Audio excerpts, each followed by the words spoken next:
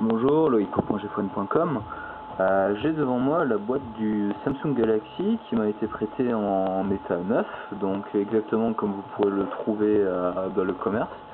Donc je vous propose de le déballer et de voir ce qu'il y a à l'intérieur de la boîte.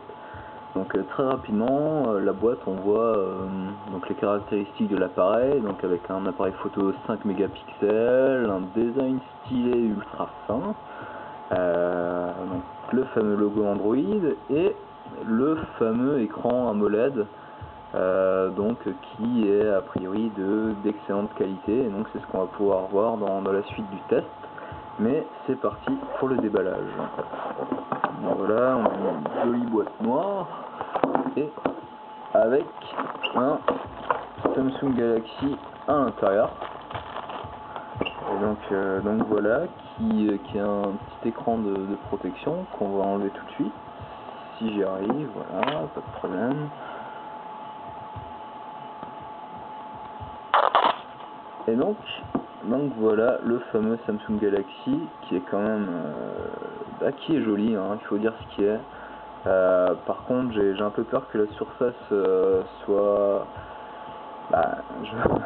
je suis même sûr que la surface est salissante, donc idéalement il faudra le transporter avec une housse. Et donc on va tout de suite voir ce qu'il y a d'autre dans la boîte. Donc on a cette fameuse housse en fait qui permet en fait qui a un petit espace là comme on peut le voir, et cet espace qui, je suppose,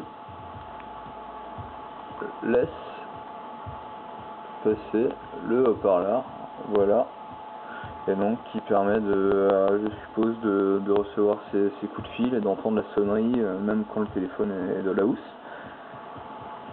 Donc voilà, on a un petit mode d'emploi donc en français.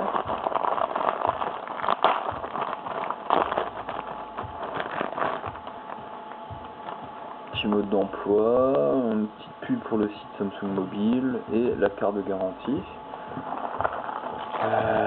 Des écouteurs, tiens, qui sont des écouteurs intra-auriculaires, ça c'est pas mal, mais bon, qui à première vue semble pas d'excellente qualité, hein, mais bon, ça c'est le point commun un peu entre tous les smartphones, hein, les écouteurs fournis sont jamais excellents et on a tendance à très rapidement les remplacer. Donc le câble USB, donc qui est, contrairement à ce qui s'était dit au début, un câble au format micro USB, donc comme on peut le voir, et qui est le futur standard, hein, qui sera adopté sur tous les smartphones à partir de l'année prochaine, hein, si je dis pas de bêtises.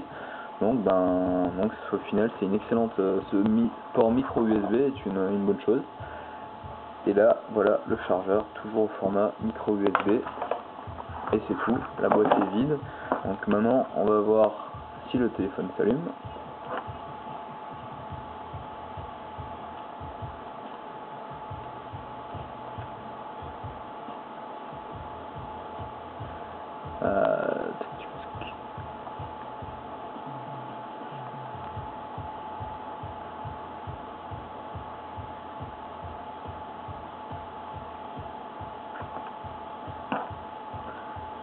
Bon, a priori il n'a pas super envie de s'allumer.